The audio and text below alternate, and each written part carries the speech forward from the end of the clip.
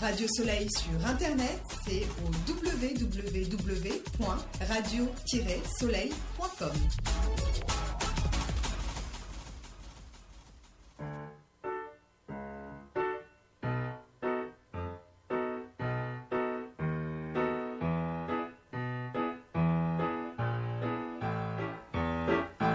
Bonjour à toutes, bonjour à tous, bonjour Hamid, notre metteur en ondes, bonjour Chantal. Bonjour André. Pour ce nouveau numéro de Jeux de scène, l'émission de Radio Soleil consacrée à l'actualité du spectacle vivant en général et du théâtre en particulier. Alors aujourd'hui, à l'affiche, nous vous parlerons, Chantal. Un homme qui dort de Georges Perec, c'est un spectacle imaginé et joué par Richard Arcelin et Véronique Boutonnet à l'Essaillon Théâtre. Au théâtre Gérard-Philippe à Asnières, Nuit d'octobre. Texte de Myriam Boudénia et Louise Vigneault, mise en scène de Louise Vigneault. Je vous parlerai ensuite de Ex Machina, de Carole Thibault, qui se met en scène, qui joue, c'est Carole Thibault avec Carole Thibault, au plateau Sauvage. Un opéra de Louise Bertin, La Esmeralda, sur un livret de Victor Hugo, une mise en scène et adaptation de Jeanne Bezoubeau, et c'est au Théâtre des Bouffes du Nord. Le Songe, c'est Gwenaëlle Morin qui adapte un peu, d'après Shakespeare, Le Songe du Nuit d'été, c'est au Théâtre Public de Montreuil. Islande entre ciel et texte, c'est un voyage littéraire en terre d'Islande en 4 escales. Mise en scène Claude Bonin, lectrice adaptatrice Bénédicte Jacquard, que j'ai vue au théâtre de l'Épée de Bois. Et nous terminerons par le Horla de Guy de Maupassant, adapté et mise en scène de Frédéric Gray, avec Guillaume Blanchard et puis Olivier Troyon, et parfois c'est Frédéric Gray qui le remplace. Donc, Chantal, tu vas nous parler d'un homme qui dort. Tu connais le texte de Georges Perec ? Non. Je le trouve très intéressant parce que c'est un matin un étudiant qui va décider de se couper du monde. Il doit passer un examen et donc il veut être indifférent au monde. Et il va faire un voyage intérieur, à l'intérieur bien sûr de sa chambre. Il y aura quelques errances dans la ville. Donc je crois d'abord que ce spectacle, il est bien adapté au lieu, parce que c'est le théâtre de l'Essaillon, qui est une sorte de cave. Et il y a ces murs en pierre qui créent déjà, en fait, une atmosphère. Alors, au début du spectacle, on voit le comédien qui s'appelle Arcelin, Richard Arcelin, dans une semi-obscurité, qui déplace quelques mobiliers de sa chambre. Il y a un corporel là, intéressant, il y a un gestuel, et ça j'ai beaucoup aimé, mais par la suite ça sera moins physique, ça sera plus statique, parce qu'il faut montrer son état de léthargie, mais je trouve quand même que Richard Arcelin, il conserve une certaine ambiguïté dans sa présence. Alors le texte, c'est en fait écrit à la deuxième personne du singulier. Donc, se parle-t-il à lui-même? Est-il en train de se dédoubler?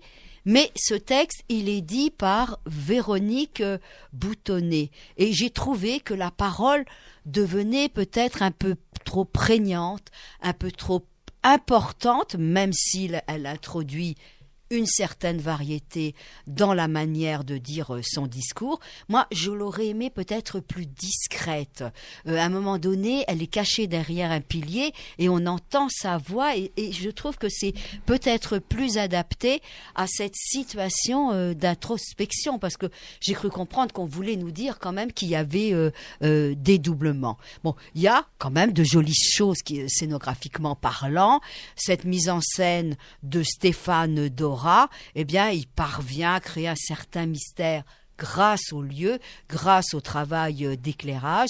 Il y a une séquence qui est très jolie quand le comédien, eh bien, il construit une toile d'araignée tel un rat de laboratoire. Donc, vous l'avez compris, un avis nuancé, avec aussi une dramaturgie très nuancée. C'est au théâtre de l'Essaillon. André, au TGP de Saint-Denis, tu es allé voir Nuit d'octobre de Myriam Boudénia et Louise Vigneault. Je crois savoir que ça va se donner à la Criée de Marseille. Oui, parce que c'est juste fini, mais aujourd'hui, ça commence à la Criée jusqu'au 4 décembre. C'est toujours très court tout ça, et vraiment dommage parce que c'est un super spectacle. Il y a une vingtaine de comédiens et qui sont meilleurs les uns que les autres. Alors, déjà, j'aime bien le TGP parce que les frites sont bonnes. Non, c'est sympa et souvent les spectacles sont quand même une qualité de spectacle au TGP qui est assez remarquable. Et là, j'ai pas été déçu. Alors, moi, ça me fait appel à ma mémoire et à mon absence de mémoire parce que le 7 octobre 61, j'avais 6 ans et j'en ai pas entendu parler. Tu me diras, je m'en serais pas souvenu, mais quelques mois plus tard, j'ai entendu parler du métro de Charonne. Parce que quand les manifestants pro-algériens, communistes et autres, se sont fait tuer à Charonne, on en a beaucoup parlé. Par contre, quand des dizaines, voire des centaines d'Algériens qui manifestaient le soir, bien habillés, avec femmes et enfants, pour dénoncer le couvre-feu, le 7 octobre 61, qui sont retrouvés butés, noyés dans la Seine, etc. On n'en a pas entendu parler. Et je n'y croyais pas à cette histoire-là. Il a fallu attendre des années 80 pour qu'enfin on sache ce qui s'était passé. Pas encore totalement, mais bon, pas de jugement, rien. Bon, on a jugé le préfet de police Papon, mais pas pour ça.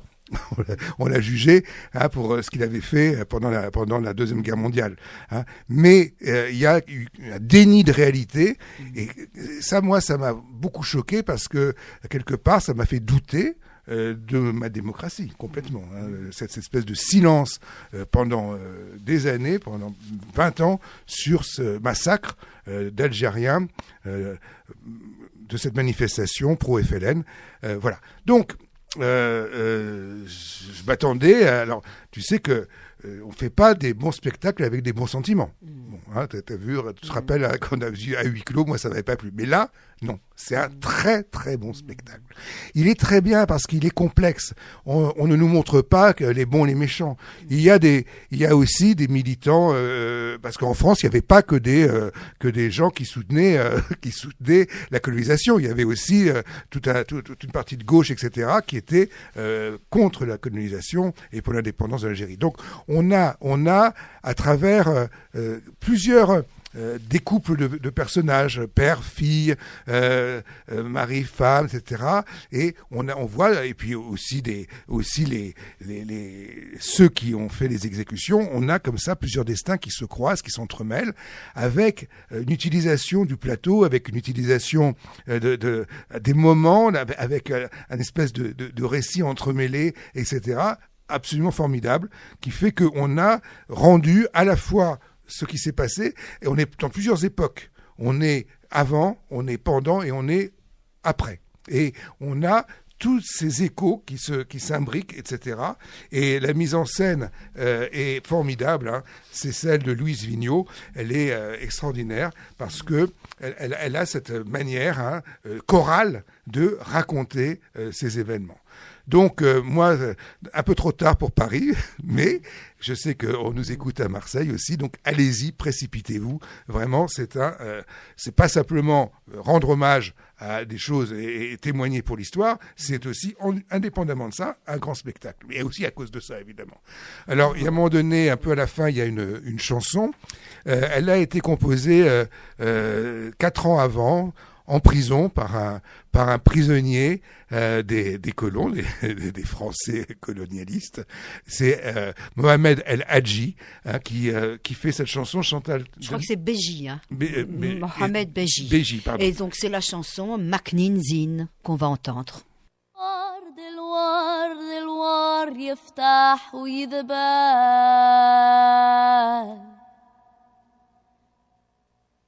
الورد الورد الورد الورد الورد يفتح ويذبل والعشقين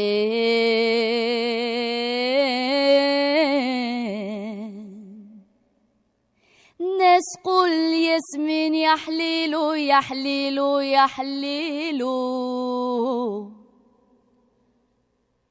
الورد يفتح يفتح ويذبل الورد يفتح يفتح ويذبل الياسمين يا حليلو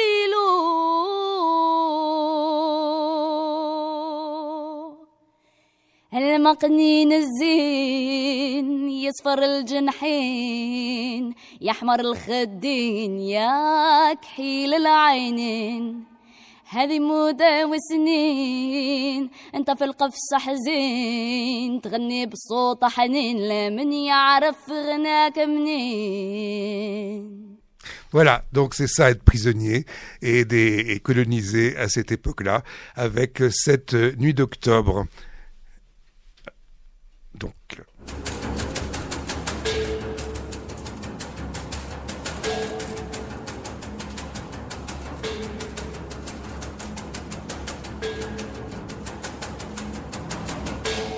Alors un autre spectacle d'un autre genre de Carole Thibault, Ex Machina, que tu as vu. Ça n'a rien à sauvage. voir, évidemment, même si dans les deux cas, il y a une question de violence. Là, c'était donc le colonialisme, et là, ce que dénonce Carole Thibault, c'est le patriarcat. C'est le pouvoir des hommes sur les femmes. Alors, elle est là, toute seule, pas vraiment. À un moment donné, elle va prendre quelqu'un dans l'assistance. Bon, il se trouvera que c'est quand même un comédien. Mais bon, elle fait tout toute seule. Et puis, elle aime beaucoup... Elle joue avec le fait de tirer la couverture à soi, et comme elle a beaucoup de talent parce qu'elle a de l'humour et que elle nous fait rire en même temps de tout ça, c'est pas mal. Ça commence par son père, qui est le type des années 60 parfait, qui travaille, qui ramène l'argent à la maison, qu'il faut respecter, etc., parce que c'est le chef de famille. Et elle passe ensuite à certaines évocations narratives. Mais elle a du talent parce que elle joue avec son corps. Elle se dénude, mais pas vraiment parce que c'est un dénudé habillé d'une certaine manière. Mais ensuite, elle va se mettre des accessoires. Elle va jouer à la femme parfaite entre guillemets pour le macho. Bon, il y a tout un jeu comme ça, et je dois dire qu'on passe un moment assez divertissant dans ce Ex Machina. C'est ça qui est bien. C'est exactement un peu comme voilà. Il faut que, quelle que soit la cause qui est dénoncée, il faut du spectacle, il faut quelque chose... Et on le voit sur la plaquette, on voit son costume. Il y a un costume de scène. Oui, mais pas vraiment. Vraiment. Non, c'est pas ce qu'il y a sur scène. Bon. Mais comme elle joue à tous les niveaux, ça commence, c'est assez amusant parce que tu sais qu'en général, il y a toujours quelqu'un qui nous dit d'éteindre nos portables, etc. Et donc, elle se présente au départ comme quelqu'un qui vient nous annoncer le fait qu'il faut ranger nos portables, pas mettre de lumière, etc. Et petit à petit, elle va insister lourdement, jusqu'à ce qu'on s'aperçoive que c'est elle qui est en fait celle qui va jouer dans le spectacle. Donc, c'est au Plateau Sauvage et Ex Machina, je vous le recommande. Chantal. Oui, donc un opéra composé par une femme, Louise Bertin, sur un livret de Victor Hugo, et c'est une mise en scène et une adaptation de Jeanne de Zoubeau que j'ai vue au théâtre des Bouffes du Nord. Alors la Esmeralda, donc personnage, c'est lié à la cathédrale Notre-Dame, donc il faut déjà qu'on ait un décor qui le suggère, et certes, on a un grand échafaudage avec des cloches, avec la rosace, qui fait que quand même on croit, c'est stylisé, mais on y croit. Bon, alors ensuite, l'opéra comment commence-t-il? Donc il va y avoir un défilé des gueux. Alors dans un vestimentaire, dans des costumes contemporains, plutôt modernes, mais queer, etc., pittoresques, baroque, et ils vont venir les uns après les autres côté jardin sur une sorte d'estrade, et ils vont faire des grimaces pour modifier leur visage. C'est très grimaçant, donc c'est les gueux, et on comprendra parce qu'il y aura le récitant donc qui va aussi chanter la chanson des gueux. Alors ça retarde un peu le moment où peut commencer l'opéra, effectivement, de Louise Bertin, parce que là, on a eu une musique un peu techno, un peu assourdissante. On a été un peu surpris par des costumes. Il y en a une, elle porte une combinaison un peu aluminium doré. On voit deux personnes avec des casques blancs, avec une lampe frontale, comme des ouvriers de chantier. Donc, on est un petit peu surpris par tout cela. Alors je crois que pour rentrer dans cet opéra, il faut pas venir avec des attentes, parce que Esmeralda, il faut pas penser à elle en se souvenant de la prestation de Gina Lollobrigida, oui, dans le film, et Anthony Quinn, parce que Esmeralda, donc c'est une comédienne, chanteuse lyrique, Jeanne Mandoche. Elle a les cheveux courts, elle a un petit côté androgyne, et dans la dernière scène finale, on pense plus à la mort de Jeanne d'Arc qu'à Esmeralda. Et Quasimodo. Alors Quasimodo, c'est le ténor Christophe Crapet qui l'interprète. Alors il est plutôt assez fort. Mais c'est pas le Quasimodo bossu qu'on connaît. Mais quand ces deux-là, on les entend, et là ils ont une présence lyrique, ils ont une voix, ils sont dans l'excellence. Il faudrait presque fermer ses yeux pour véritablement imaginer ces deux personnages. Alors, vous l'avez compris, l'adaptatrice, la metteuse en scène, elle a pris des choix dramaturgiques et scénographiques un peu particuliers.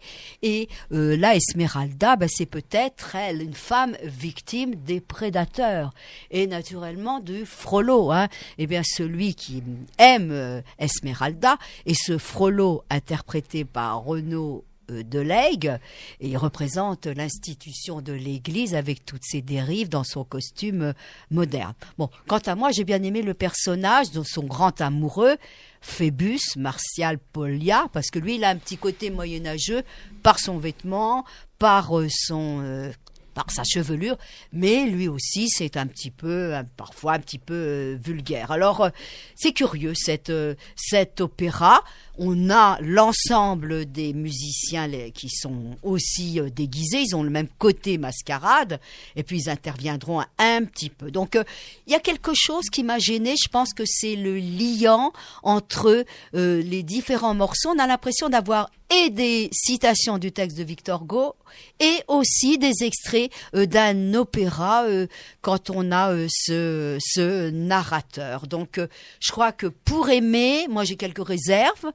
J'ai été intéressée, mais je crois qu'il faut accepter le contrat de dramaturgie qui est très, j'ai envie de dire, très partiel, et qui est très engagé personnellement pour ne pas rester en dehors de ce spectacle. C'est au Bouffe du Nord. Et petite oui. Petite virgule? Ah non, peut-être un petit indicatif. Voilà. Début.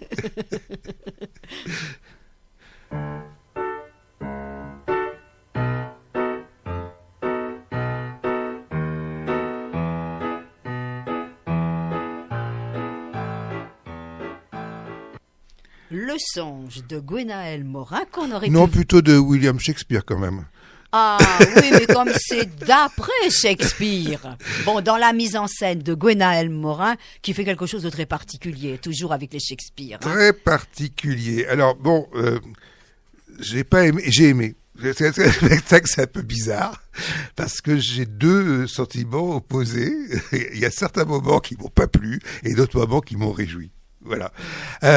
Donc, le songe c'est compliqué. Il y a au moins 3 histoires qui se mélangent, des histoires d'hommes, des histoires de Dieu, des histoires de encore en plus, sans compter celle d'une troupe de théâtre, parce que c'est du théâtre dans le théâtre chez Shakespeare, et c'est très très amusant à cause de ça. Et là, le parti pris de Gwenaël Morin, qui peut se justifier de certaine manière, c'est de tout mettre sur le plan de la dérision et du théâtre imparfait dans le théâtre. C'est-à-dire que on va n'y a pas de costume véritablement. Hein, de temps en temps, on est en sous-vêtements, de temps en temps, on se met quelques guirlandes autour du cou, de temps en temps, on se passe quelques... Parce que le principe, c'est que quelques acteurs vont interpréter chacun plusieurs personnages de la pièce à plusieurs niveaux. Et donc on a ça. Alors, la question, c'est qu'on n'y comprend rien au départ. Même si on connaît le sens, on n'arrive pas toujours à comprendre. Et ça m'agace énormément, si tu veux. C'est qu'on part du principe que on est censé connaître la pièce pour comprendre quelque chose. Alors, au fur et à mesure que ça se construit, finalement, on va finir par comprendre. Et là, ça devient très, très, très drôle. Parce que il y a un jeu des acteurs absolument extraordinaire. Ils sont complètement déjantés.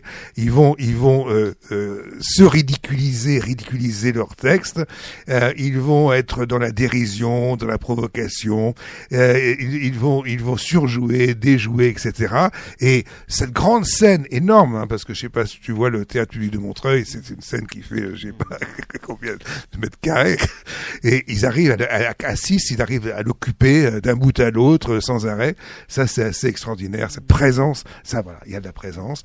Et puis, de temps en temps, c'est vraiment très, très, très, très drôle. Mais surtout, dans la deuxième partie, j'ai commencé à rigoler davantage. Parce qu'au départ, très franchement, ça m'a un peu agacé. Parce que, bon, c'est le côté, alors tout est allumé, hein, le public est illuminé, on est comme ça. J'ai des souvenirs il joue dans la salle aussi, donc c'est un peu normal que ce soit comme ça. Donc voilà, c'est quand même un spectacle que je regrette pas d'avoir vu. Donc c'est au théâtre public de Montreuil. Chantal. Oui, alors donc l'Islande entre ciel et texte, le titre est joli, hein, c'est un voyage littéraire en terre d'Islande en 4 escales, mise en scène Claude Bonin. Donc c'est la compagnie du Château de Sable qui propose cette immersion dans la littérature. Alors moi je n'ai vu et je n'ai entendu qu'une seule escale, c'est un texte de... Alors, je vais mal prononcer, Christine Marja Baldusdottir, et c'était Caritas, espace d'un rêve. On n'a que le début du roman, c'est l'histoire de Caritas qui deviendra une femme peintre. Ça se passe au début du XXe siècle, et donc... Sa mère est veuve et elle décide d'emmener les 6 enfants. Ils étaient dans une ferme de l'Ouest en Islande et elle décide de partir dans le Nord. C'est une sorte de mère courage qui veut que ses enfants, fassent des études. Début du XXe siècle. Et elle veut que cela soit filles et garçons. Alors déjà, le sujet est intéressant. Il y a une scénographie qui est très épurée, mais qui est belle. Je rappelle que c'est une lecture. Hein.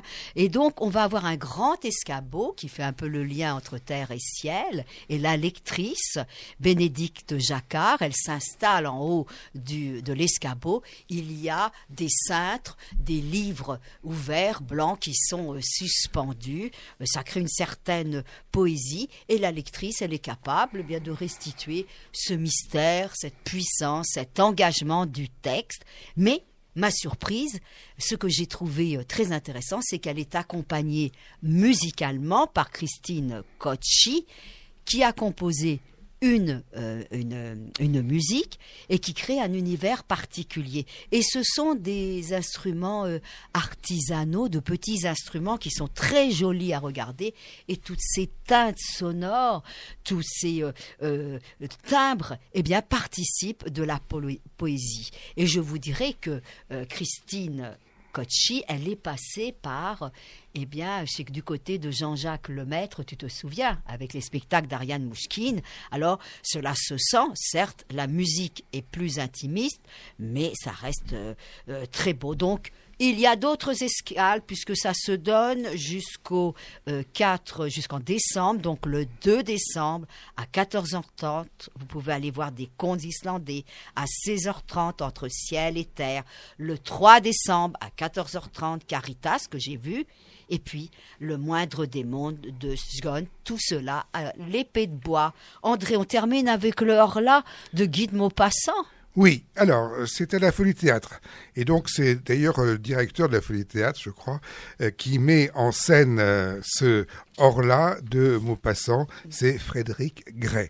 Alors, moi je suis très méfiant, j'aime pas trop, j'aime bien lire les choses, je me dis pourquoi ça sert à quoi, autant le lire plutôt que Eh ben non, là ça valait la peine. Parce que d'abord, c'est un texte qui est dramatique finalement, puisque c'est se présente comme un journal de quelqu'un qui va devenir la victime d'une sorte de double invisible qui va se mêler de sa vie et on ne sait pas s'il devient fou ou si vraiment il y a voilà c'est ça et donc grâce à l'interprétation du parce qu'en fait il y a deux acteurs mais c'est Guillaume Blanchard à l'autre il joue plusieurs rôles, il est un petit peu comme plus accessoire. Grâce à lui et grâce aussi à la scénographie et la mise en scène de Gray, il y a ça fonctionne parce que il y a pas grand-chose sur scène, il y a des cadres et on est plus ou moins dans les cadres ou hors cadre, mais ce simple procédé suffit à démarquer, à fracturer cette espèce de pensée qu'a l'acteur. Et donc on a cette modification, cette façon dont il va se transformer et donc c'est parfaitement cohérent par rapport au théâtre, cette manière de dramatique donc c'est moi je trouve que c'est très intéressant comme spectacle et oui là je me dis la vérité, c'est que j'avais pas lu le Orla. mais je me dis... tu as fait une belle entrée dans la lecture. Oui, voilà, je me dis que c'est très, très, très bien. Et c'est aussi ça le théâtre, c'est de nous aider à poursuivre nos lectures. Voilà, donc c'est à la Folie Théâtre. Chantal, tu nous as parlé... De l'Islande entre ciel et texte, le voyage littéraire en terre d'Islande en 4 escales, donc mise en scène de Claude Bonin au théâtre de l'Épée de Bois. Le songe de Gwenaël Marin d'après William Shakespeare au théâtre public de Montreuil. Un opéra de Louise Bertin, La Esmeralda, sur un livret de Victor Hugo, mise en scène et adaptation Jeanne Deshoubeaux et la direction musicale de Benjamin Danfré au théâtre des Bouffes du Nord. Ex Machina de Carole Thibault avec Carole Thibault, mise en scène de Carole Thibault, tout Carole Thibault, c'est au Plateau Sauvage. Et puis, je vous ai parlé d'un spectacle qui commence ce soir à la Criée à Marseille et que j'avais vu au TGP Saint-Denis, à ne pas rater. C'est un très grand spectacle, à la fois sur le plan du théâtre, mais je dirais de l'histoire et de la conscience. C'est Nuit d'octobre de Myriam Boudénia et Louise Vigneault, mise en scène de Louise Vigneault. Un homme qui dort de Georges Perec, spectacle imaginé et joué par Richard Arcelin et Véronique Boutonnet à l'Essaillon Théâtre. Cela se donne tous les jeudis jusqu'au 29 février. Voilà, et nous, on se retrouve la semaine prochaine pour de nouvelles aventures théâtrales dramatiques. C'est dramatique en ce moment. Au revoir.